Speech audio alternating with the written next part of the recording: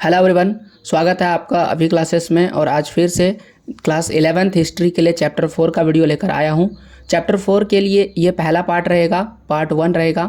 और क्या है ये, जो पहले ही बता चुका हूँ कि ये एक इम्पॉर्टेंट वन लाइनर जो है वीडियो है, जिसमें चैप्टर से जो भी इम्पॉर्टेंट वन लाइनर वीडियो बनता है और जो MCQs बनते हैं उन पर हम लोग चर्चा करेंगे। तो आइए शुरुआत करते हैं बिना समय गवाए। सबसे पहले चैप्टर का नाम देख लीजिए। चैप्टर 4 का नाम है 3 वर्ग। तो हम लोग सबसे पहले चर्चा करेंगे 3 वर्ग कौन कौन से हैं। तो 3 वर्ग में पहला वर्ग है पादरी वर्ग, दूसरा है अभिजात वर्ग और तीसरा है कृषक वर्ग। तो ये तो आपको समझ में आ गया होगा। आगे आपको डिटेल में बताएंगे कि पादरी किसे कहते हैं, अभिजात वर्ग किसे कहते हैं और कृषक किसे कहते हैं। फिलहाल आप इतना समझिए, 3 वर्ग में यही 3 वर्ग के बारे में चर्चा किया गया है। तो अगर आपकी परीक्षा में ऑब्जेक्टिव या सब्जेक्टिव में पूछा जाए 3 वर्ग कौन कौन से हैं, तो बोलिएगा पादरी वर्ग, अभिजात वर्ग और कृषक वर्ग। ये पूरी की पूरी कहानी यूरोप के इतिहास की है, ओके, जिसे हम लोग यूरोपीय इतिहास के नाम से जानते हैं। तो सबसे पहले देख लीजिए, ये है पादरी। आप इसे जानते होंगे, ईसाई धर्म के सबसे प्रमुख व्यक्ति को पादरी कहा जाता है। दूसरा अभिजात वर्ग आता है। ये अभिजात वर्ग वह है जो राजा या शासक के आसपास रहते हैं या उनकी सेवा में रहते हैं। और तीसरा कृषक मतलब किसान होता है, यानी इन सब को छोड़ करके जो अब निचली कैटेगरी में आएगा वह किसान कहलाएगा। और ये सबसे गरीब रहते हैं, याद रखिएगा। सबसे गरीब कौन कौन होते हैं? किसान ही थे। अब चैप्टर में सामंतवाद दिया गया है, तो सामंतवाद का परिचय पढ़ते हैं। सबसे पहले एक जो है विद्वान का नाम आएगा, उनका नाम है मार्क ब्लॉक। तो सबसे पहले ये समझते हैं कि मार्क ब्लॉक कौन थे। देखिए, ये जो सामंतवाद शब्द है ना, सामंतवाद, सर्वप्रथम जो है सबसे पहली बार सामंतवाद पर इसी जो विद्वान है इन्होंने ही वर्क किया था। यानी काम करने वाले सबसे पहले विद्वान में से एक थे। कौन? Mark block. मार्क ब्लॉक जो है वो फ्रांस के विद्वान है, ये भी आपको याद रखना है। भारत के नहीं बल्कि ये फ्रांस के हैं। जैसा कि मैंने आपको पहले ही बता दिया कि ये जो इतिहास है यूरोप से जुड़ा हुआ है, इसीलिए ये फ्रांस के विद्वान हैं। द्वितीय विश्व युद्ध जब हुआ था तो नाजियों द्वारा गोली मारकर उनकी हत्या कर दी गई थी।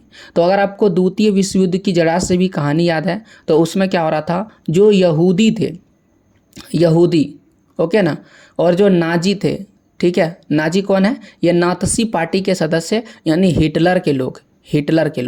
तो ये जो हिटलर के लोग हैं वह यहूदी को मार रहे थे, और इसी यहूदी मारने के सिलसिले में मार्क ब्लॉक को भी मार दिया गया था। किसने मारा था? नाजियों ने, यानी हिटलर की सेना ने मार दिया था।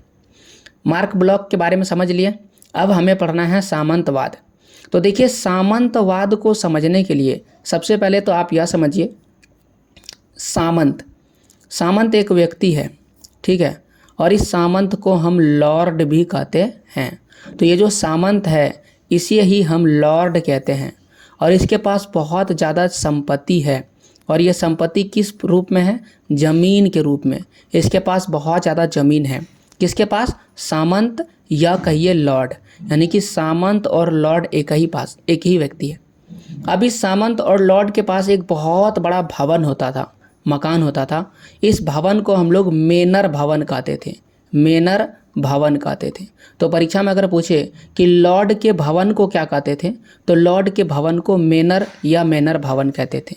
तो यहाँ पर जो आपको मकान दिख रहा है, या जो भवन दिख रहा है, या जो महल दिख रहा है, महल शब्द भी यूज किया गया कई बार, तो ये लॉर्ड का महल है। और इस महल के पास एक बहुत बड़ी संपत्ति होती थी, खेत होता था, बहुत बड़ा खेत, ओके। और इस खेत में जो कृषक हैं वो क्या करते थे? कृषि करते थे। तो कितना संपत्ति होता था इसे हम लोग समझना पड़ेगा। तो देख सकते हैं कि कई सारे किसान इनके खेत में काम कर रहे हैं, बहुत सारे किसानों की ज़रूरत होती है। और ये आप ऐसा समझिए कि ये बहुत ज़्यादा संपत्ति है। किसके पास? मेनर के पास, यानी लॉर्ड के पास। और यहाँ पर लॉर्ड का महल है, ओके, यहाँ पर लॉर्ड का महल है, यानी कि जहाँ पर भी खेत होता था वहाँ पर ही महल होता था। और ये बहुत बड़ा, आप जितना बड़ा कल्पना कर सकते हैं उतना बड़ा ज़मीन है इसके पास। आप ऐसा समझिए कि लॉर्ड के लिए जो काम करता था ये है घोड़ा चलाने वाला, ठीक है। तो इनको 2000 से लेकर के 1000 से लेकर के 2000 एकड़, ठीक है, इतनी सारी ज़मीन तो वो दान में दे देते थे। तो आप समझ सकते हैं कि कितना ज़मीन इसके पास होता था। तो लॉर्ड जो है खुद खेत में काम नहीं करते थे, लॉर्ड जो है वो बहुत अमीर है, बहुत जागीर वाला व्यक्ति है। जागीर मतलब बहुत ज़्यादा धन संपत्ति वाला व्यक्ति है। तो इसलिए ये खुद खेत में काम नहीं कर रहा है, ये महल में रह रहा है। और महल का नाम तो मैंने बता दिया, मेनर में। तो ये यहाँ पर रह रहा है। तो ये जो खेत है इसमें काम कौन कर रहा है? इसमें काम कर रहे हैं कृषक, यानी किसान काम कर रहे हैं। तो किसान को इन्होंने क्या कर दिया? ज़मीन बांट दिया है। ऐसे छोटे छोटे टुकड़ों में क्या कर दिया? ज़मीन बांट दिया कि यहाँ से यहाँ तक कृषक नंबर 1 खेती करेगा, यहाँ से यहाँ तक कृषक नंबर 2 खेती करेगा। इस प्रकार से ये 3, 4, 5 ये पूरा करेगा। अब आपको थोड़ा समझ के थोड़ा बुरा लगेगा कि ये जो कृषक है यानी किसान है, आप देख सकते हैं ये किसान काम कर रहा है। तो इसे क्या क्या काम करना है? सबसे पहले अनाज को उगाना है। अनाज उगाने का मतलब जो जो प्रक्रिया है वो सारा प्रक्रिया पूरा कीजिए। जुताई, बुआई, सिंचाई, खरपतवार वगैरह जो भी चीज़ है वह सारा काम करने के बाद धान, अगर मान लेते हैं धान की फसल लगा रहे हैं तो उसे काट करके धान नहीं देना है, उसे चावल देना है। तो समझ रहे हैं कि धान से चावल बना करके और यहाँ से जितना भी खेत में उपज होगा उसे कहाँ पहुँचाना है? इस लॉर्ड के घर में पहुँचाना है। अब आप बोलिएगा तो ये बात अच्छी बात है, किसान को काम मिल गया, लेकिन किसान को उसके बदले में कुछ नहीं मिल रहा है, जीरो मिल रहा है। यही सबसे बड़ी खराब जो है बात है। तो इसके बदले में क्या कर रहा है? इसके बदले में बोल रहा है कि यहाँ छोटा सा आप ज़मीन ले लीजिए। ओके ना? तो ये दूसरा फोटो आप देख सकते हैं, यहाँ पर है छोटा सा ज़मीन दिया गया है और इस छोटा सा ज़मीन में आप एक छोटा सा मकान बना सकते हैं, मकान बना के रह सकते हैं। ओके, और उसके बदले में एक और आपको छोटा सा भूमि दिया जाएगा। देख सकते हैं छोटा सा ज़मीन दिया गया है और इस ज़मीन में क्या करना है? इस ज़मीन में आप खुद खेती कीजिए और अपने लिए भी उगाइए। तो किसान क्या क्या कर रहा है? सबसे पहले तो अनाज उगा रहा है। किसके लिए? लॉर्ड के लिए अनाज उगा रहा है। ये लॉर्ड के मकान में ले जा करके पहुंचा रहा है और ये खुद खेत में काम करके अपने लिए भी अनाज उगा रहा है। लॉर्ड के पास बहुत बड़ी जागीर होती थी, बहुत ज़्यादा ज़मीन होता था, उसमें कई सारे कृषक को काम करना पड़ता था। जबकि किसान के पास खुद एकदम छोटा सा ज़मीन मिलता था जिसमें वो खुद ही अनाज उगाते थे, अपने लिए भी और किसके लिए? लॉर्ड के लिए भी। तो अब आपको समझ में आ गया होगा, यह सामंतवादी व्यवस्था बहुत ख़राब थी। कई सारे किसान इससे परेशान भी थे। अब कल्पना कीजिए कि इनका ये फसल बर्बाद हो गया तो ये क्या खाएंगे? इनको लॉर्ड कुछ देने वाले नहीं है। इस व्यवस्था को ही सामंतवादी व्यवस्था के नाम से जानते हैं। तो आइए इससे कुछ सवाल जवाब करते हैं। सबसे पहले तो मध्यकालीन युग से आप क्या समझते हैं? तो मध्यकालीन युग जो है वह 5वीं शताब्दी से लेकर के 15वीं शताब्दी के बीच के टाइम को सदी के मध्य को यूरोपीय इतिहास में मध्यकालीन युग कहते हैं। और ये यूरोपीय इतिहास के लिए, भारत के लिए नहीं है। कब से? 5वीं से लेकर के 15वीं शताब्दी की तक। 5वीं, फिर 6ठी, फिर 7वीं, 8वीं, 9वीं, 10वीं, 11वीं, 12वीं, 13वीं, 14वीं, 15वीं, इतना समय तक यहाँ से 5वीं से लेकर के 15वीं तक। तो 5 से लेकर के 6, 100 साल हुआ, ठीक है ना? 6 से फिर 7 हो गया 100 साल। ऐसे करके आप 15 तक जोड़ करके कमेंट कीजिए कि कितना 100 साल होगा। और इस टाइम पीरियड को ही मध्यकालीन युग कहते हैं। इतिहासकारों द्वारा सामंतवाद शब्द का प्रयोग क्यों किया जाता है? तो इतिहासकार जो है सामंतवाद शब्द का प्रयोग मध्यकालीन यूरोप के आर्थिक विकास, विधिक माने कानून वगैरह, राजनीतिक, सामाजिक संबंधों का वर्णन करने के लिए किया जाता है। तो अगर सामंतवाद शब्द का प्रयोग किया गया तो ये सारी चीज़ें बता रहा है। सामंतवाद का अर्थ क्या है? तो देखिए सामंतवाद जो है ये जर्मन शब्द फ्यूड, देखिए फ्यूड जो है ये जर्मनी का शब्द है, याद रखिएगा। बोलेगा फ्यूड किस भाषा का शब्द है? तो फ्यूड जर्मन भाषा का शब्द है।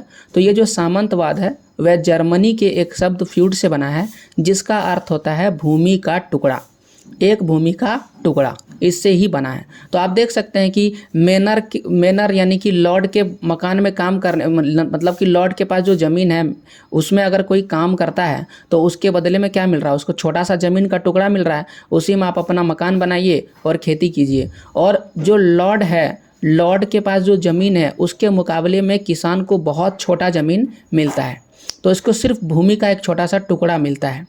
इसी व्यवस्था को सामंतवाद कहते हैं। तो सामंतवाद किससे बना है? फ्यूड से बना है। और फ्यूड का क्या अर्थ होता है? भूमि का टुकड़ा। तो इसे आप कॉपी में नोट करते चलिए जितना भी क्वेश्चन आते चलेगा, ताकि आपको बाद में फिर से लिखने की ज़रूरत नहीं पड़े। अब यही पूछेगा कि फ्यूड का क्या अर्थ है। अगर अलग से पूछ लिया जाए तो फ्यूड का अर्थ है भूमि का टुकड़ा। सामंतवाद की उत्पत्ति यूरोप में कब हुई है? तो ये 11वीं शताब्दी के उत्तरार्ध में हुई है। याद रखिएगा, सामंतवाद 11वीं शताब्दी में आया है। अब सामंतवाद यूरोप के अनेक भागों में कौन सी सदी में शुरू हुई? यहाँ पर ऑब्जेक्टिव में पूछ दिया यही सवाल किस में है? ऑब्जेक्टिव में। तो मैंने आपको बता दिया 11वीं सदी में आया है, तो बी नंबर इस सवाल का सही जवाब होगा। सामंतवाद शब्द की उत्पत्ति फ्यूड शब्द से हुई है, जो निम्नलिखित में से किस भाषा का है? तो फ्यूड जो है किस भाषा का शब्द है? फ्यूड जर्मनी भाषा का शब्द है। ये मैंने आपको बता दिया थोड़ी देर पहले। तो आपको मैं ऑब्जेक्टिव भी बताते चल रहा हूँ कि परीक्षा में किस तरह के ऑब्जेक्टिव आएंगे और आपको कैसे टिक लगाना है। ओके, तो अब समझ में आ रहा होगा। अब यहाँ पर देखिए क्या लिखा है, लॉर्ड के डैश पर न्यायिक अधिकार था। ये न्यायिक का मतलब होता है क्या है? न्याय का मतलब होता है न्याय, मतलब उनके पास अधिकार है कानूनी सजा देने का। ठीक है, न्यायिक मतलब कानूनी सजा देने का। मान लेते हैं कि मेरे पास बहुत ज़्यादा खेत है, ओके ना, बहुत ज़्यादा खेत है, ज़मीन है मेरे पास। तो अगर मेरे खेत में कोई किसान या मजदूर काम कर रहा है और वह मजदूर मान लेते हैं कि कोई गलत काम किया, जैसे मान लेते हैं कि चोरी कर लिया, ओके ना, तो चोरी कर लिया, तो इसकी सज़ा देने के पास मेरे पास अधिकार नहीं है। उसको पुलिस जो है पकड़ के ले जाएगी, और जो जज है, जो हमारे भारत में न्याय व्यवस्था है, न्याय व्यवस्था अलग से है, उसके पास ये पावर है कि वो इसको सज़ा दे। लेकिन यहाँ पर वैसा नहीं होता था, लॉर्ड के पास ही ये अधिकार था कि वह सज़ा दे सकता है। तो किसको दे सकता है? कृषक पर। तो लॉर्ड के कृषक पर न्यायिक अधिकार था, तो ये कृषक सही जवाब होगा। कृषक को वो सजा दे सकते थे, लेकिन हमारे देश में ऐसा नहीं है। अब इस नक्शे को देख लीजिए थोड़ा सा, अगर आप देखें तो देखिए यहाँ पर गॉल लिखा है, गॉल, ठीक है, और यही नक्शा अगर यहाँ देखिएगा तो यहाँ पर उसी स्थान पर फ्रांस लिखा है। उसी प्रकार से यहाँ पर जर्मनी बहुत बड़ा दिख रहा है, लेकिन अगर आप देखें तो यहाँ जर्मनी छोटा दिख रहा है। इसमें जो पोलैंड, चेक रिपब्लिक, स्लोवाकिया, ऑस्ट्रिया, हंगरी, ऐसे कई और बड़े बड़े जो क्षेत्र हैं वो यहाँ पर अलग विस्तृत रूप से दिखाया गया है। तो इस प्रकार से जो पहले क्षेत्र थे आज वो छोटे छोटे क्षेत्रों में बढ़ गए हैं। और ख़ास करके जो फ्रांस है उसका पुराना नाम गॉल था, याद रखिएगा, और आज इसका नाम क्या हो गया है? फ्रांस। तो यही प्रश्न पूछेगा क्यों, कैसे हुआ है। उसी प्रकार से आप इंग्लैंड को देखें तो यहाँ पर इंग्लैंड कई भागों में जो है यहाँ पर देख सकते हैं ये अलग अलग क्षेत्रों में टूटा हुआ है। आयरलैंड, यूके, नॉर्दर्न आयरलैंड में टूट चुका है। तो इस प्रकार से पुराना जो है और नया वाला दोनों अलग है। यहाँ पर एक चीज़ देख सकते हैं, इसे इंग्लिश चैनल कहते हैं। यहाँ पर जो पानी है उस पानी का नाम है इंग्लिश चैनल। अब यहाँ पर प्रश्न पूछेगा गॉल क्या है? तो थोड़ी देर पहले मैंने बता दिया कि गॉल जो रोमन साम्राज्य का एक प्रांत था, दो विस्तृत तट रेखाओं, पर्वत श्रेणियों, लंबी नदियाँ, वन और कृषि करने के लिए उपयुक्त विस्तृत मैदान थे। तो ये एक प्रकार का क्या है? मैदान है। और यहाँ पर दो विस्तृत तट रेखाएं हैं। दो विस्तृत तट रेखाएं का मतलब यहाँ देख सकते हैं, ये है तट रेखा। समुद्र के किनारे वाले भाग को तट रेखा कहते हैं। तो ये पहली तट रेखा हो जाएगा, और ये जो आप देख रहे हैं ये दूसरी तट रेखा हो जाएगा। इसके बाद इनके पास बहुत ज़्यादा पर्वत श्रेणियाँ था, तो इसमें बहुत ज़्यादा पहाड़ भी मौजूद हैं। ओके, इसके बाद लंबी लंबी नदियां हैं, यहाँ वन है, और कृषि करने के लिए बहुत ज़्यादा उपयुक्त मैदान है। तो इसे ही क्या कहा गया है? गॉल कहा गया है। मानचित्र में मैंने आपको दिखा दिया। फ्रांस का नाम क्या था पहले? तो फ्रांस का पहले नाम क्या था? गॉल था। ठीक है, जैसा कि मैंने आपको दिखाया नक्शा में, ये फ्रांस ही है, लेकिन पहले इसका नाम क्या था? गॉल था। अब यहाँ सवाल आएगा कि गॉल से ये फ्रांस कैसे बन गया? तो देखिए, जर्मनी की एक जनजाति है और इस जनजाति का नाम है फ्रैंक। ठीक है, फ्रैंक जनजाति। तो फ्रैंक ने गॉल को अपना नाम देकर, यानी कि गॉल बदल दिया और बोला कि उसका नाम फ्रैंक से जुड़ जाएगा, और इस प्रकार से फ्रैंक ने गॉल को अपना नाम दे दिया और बन गया वो फ्रांस। क्या बन गया? फ्रांस। तो गॉल को फ्रांस किसने बनाया? फ्रैंक जनजाति ने। कहाँ के हैं वो? जर्मनी के जनजाति है। 6ठी सदी से यह प्रदेश फ्रैंकिस अथवा फ्रांस के ईसाई राजा द्वारा शासित राज्य था। तो यहाँ पर या तो फ्रैंकिस लिखेंगे या तो लिखेंगे फ्रांस। तो फ्रैंकिस, पहले फ्रैंक से फ्रैंकिस बना और फिर जाकर के बन गया फ्रांस। फ्रांसीसियों के चर्च के साथ प्रगाढ़ संबंध थे, यानी कि चर्च में अच्छे संबंध थे, फ्रांसीसी लोग चर्च जाते थे। पोप द्वारा राजा शॉर्लमैन से समर्थन प्राप्त करने के लिए उसे पवित्र रोमन सम्राट की उपाधि दिए जाने पर और अधिक मजबूत हो गए। तो देखिए, पोप जो है चर्च के हेड को कहते हैं। चर्च जो है उसको जो चला रहा है उसे हम पोप कहते हैं। तो पोप के पास यह पावर है कि आप किसी को भी महान बोल सकते हैं। तो पोप ने क्या बोला कि एक राजा है, इस राजा का नाम है शार्लमेन। तो ये जो शार्लमेन बोला, ये बोला कि पवित्र रोमन सम्राट है, सबसे पवित्र है, इससे ज़्यादा शुद्ध कोई भी नहीं है। ये किसने कहा था? पोप ने कहा था। तो इससे क्या हुआ कि ये जो फ्रांस में जो राजा है वो और अधिक ज़्यादा मजबूत हो गए थे। अब कुछ टाइमलाइन देखना है, ये टाइमलाइन जो है क्या कहता है, चलिए दिखाते हैं आपको। तो टाइमलाइन क्या कहता है कि 481 में क्या हुआ, क्लोविस फ्रैंक लोगों का राजा बन गया।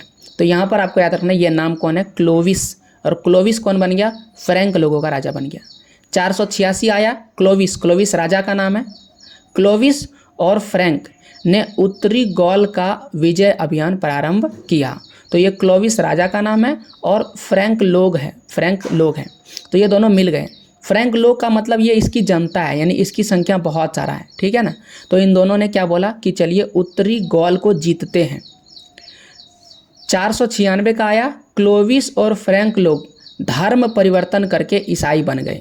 तो ये पूछा जाएगा कि क्लोविस जो है वो किस धर्म को अपना लिए, तो हम लोग बोलेंगे ईसाई धर्म को अपना लिए। फ्रैंक लोगों ने भी कौन सा धर्म अपना लिया, ईसाई। और अगर कोई भी ईसाई धर्म अपना लेगा तो वह चर्च से संबंध रखना शुरू कर देगा।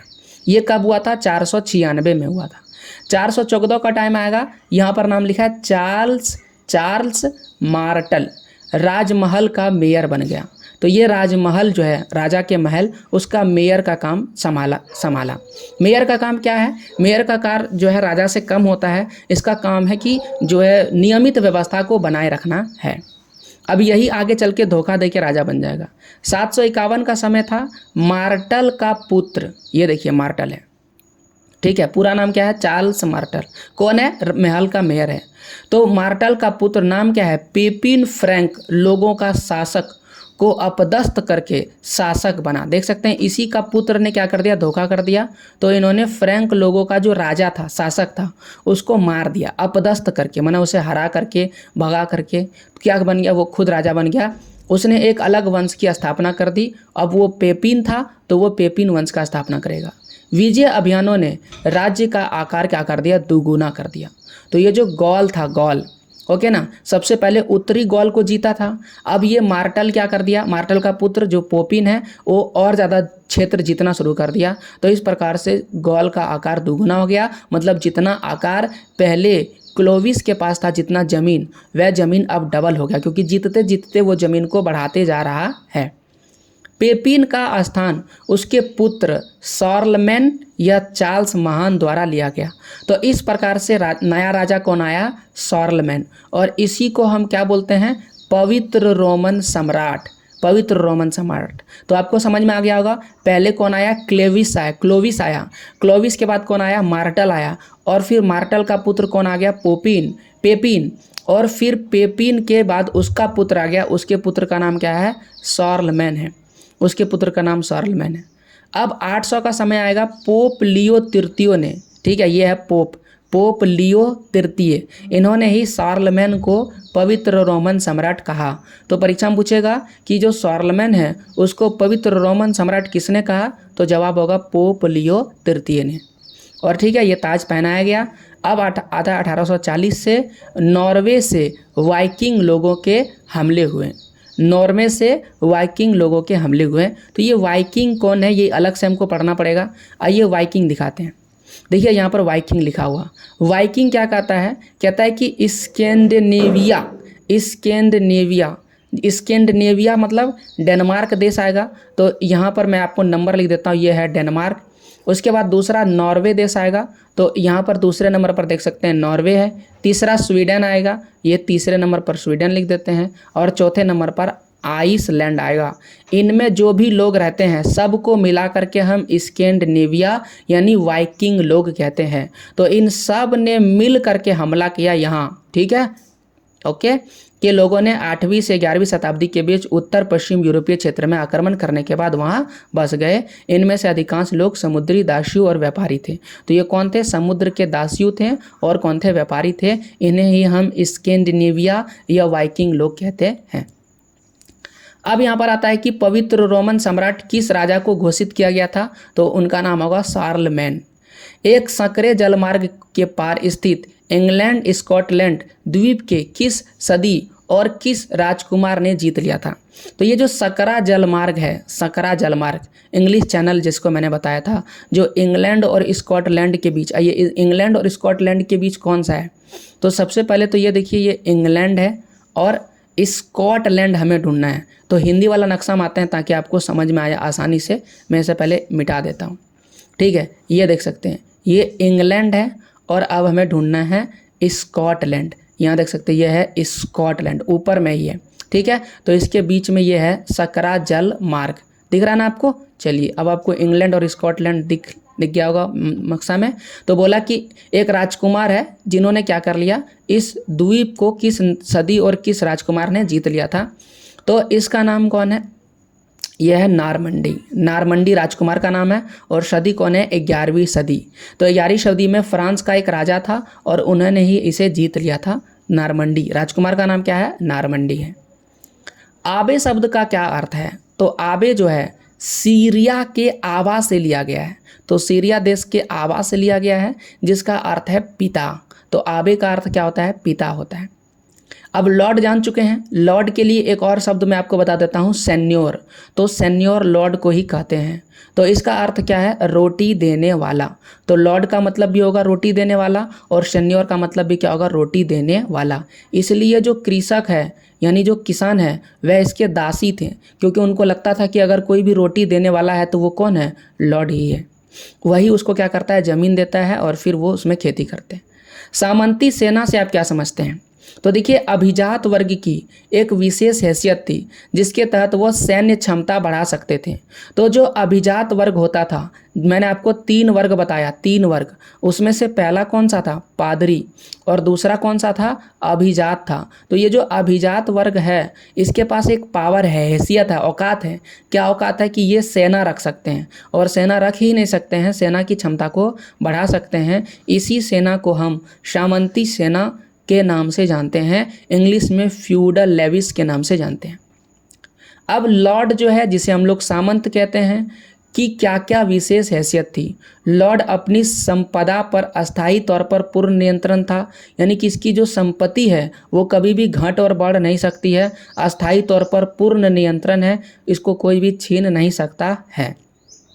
वह अपनी सैन्य क्षमता बढ़ा सकते हैं। तो लॉर्ड के पास ये पावर है ही कि वह सेना रख सकते हैं, सेना को बढ़ा सकते हैं। स्वयं का न्यायालय लगा सकते हैं, जैसा कि मैंने आपको बताया कि अगर चोरी डकैती कोई मर्डर करता है तो वो स्वयं जज भी बन करके सजा दे सकते हैं। वह अपना पैसा यानी मुद्रा भी प्रचलित कर सकते हैं। अपने भूमि पर बसे सभी व्यक्ति के वो मालिक थे। तो भूमि आपको पूरी तरह से दे नहीं दिया गया, सिर्फ आपको बसने के लिए दिया गया है, उसके मालिक वही लॉर्ड ही हैं। वह विस्तृत क्षेत्र के स्वामी थे जिसमें उनके घर आते थे। विस्तृत मतलब बहुत बड़ा क्षेत्र का मालिक था। तो सबसे पहले तो वो घर का मालिक है, उसके निजी जो खेत हैं उसका मालिक है, जितना भी जोता जा रहा है उसका मालिक है, जितना भी चारागाह है जहाँ जानवर चरेगा उसका मालिक है, और उनके आसामी कृषक मतलब जो उनके लिए काम करने वाले किसान हैं वह, और उनके घर और उनके खेत वह सभी के मालिक है। तो आप समझ सकते हैं कि जो खेत और घर किसानों को दिया गया है वह उसके मालिक नहीं है, उसके भी मालिक कौन है? लॉर्ड ही है। अब यहाँ पर लिखा है अभिजात वर्ग की विशेषाधिकार क्या था? तो ये वही सवाल है, या तो आपको लॉर्ड सामंत लिखेगा या अभिजात वर्ग लिखेगा। तो अपनी संपदा पर अस्थायी नियंत्रण, सैन्य क्षमता, वह न्यायालय रख सकता है, मुद्रा प्रचलन कर सकता है, यानी ये सभी इस सवाल का जवाब है। लॉर्ड सामंतों के घर को क्या कहा जाता था? मेनर कहा जाता था, याद रखिएगा। कृषक के क्या कार्य थे? तो कृषक सामंत के खेत को जोतते थे। ठीक है, ये तो बहुत आसान है। कृषक क्या करते थे? सामंत के खेत को जोतते थे।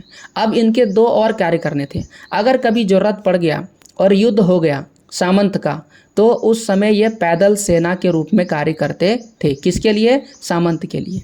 और वह अपनी खेत पर खुद कार्य करते थे। ये तो हम जानते ही हैं कि उसको खुद के खेत पर तो कार्य करना ही पड़ेगा, नहीं तो उसके लिए कौन उपजाएगा। लॉर्ड सामंत का क्या कार्य होता था? लॉर्ड सामंत का कार्य क्या होता था? सबसे पहले तो वो कई गांवों पर नियंत्रण थे, यानी जितना भी आसपास का गांव है उसके मालिक थे। वे शिकार करने भी कभी जाते थे, क्योंकि इतना धन संपत्ति है तो पुराना समय में जिसके पास ज़्यादा धन संपत्ति होता था वो शिकार वगैरह करने के लिए जाते थे। और वो कई गाँव के मालिक थे, यानी इस सवाल का सही जवाब उपरोक्त सभी हो जाएगा। यहाँ पर मैंने लिखा है कई गाँवों के मालिक थे, तो वो कई गांव और कई परिवार उनसे जुड़े हुए थे। जैसे एक जागीर की अगर मैं बात करूं तो कितने परिवार होते थे, तो ये जो लॉर्ड है, लॉर्ड के पास जागीर होता था और उस जागीर में जो भी आदमी आएगा, जो भी परिवार आएगा, वो उनका लॉर्ड का हो जाएगा। तो अगर कोई छोटा मैनर है, छोटा सा भवन है, उसके आसपास अगर कोई लोग व्यक्ति है तो दर्जन भर हो सकता है। दर्जन भर कितना होगा? 12 परिवार होगा। लेकिन अगर कोई बड़ा जागीर है तो उसमें 50 से 60 परिवार ऐसे होंगे जो लॉर्ड के अधीन कार्य करेंगे।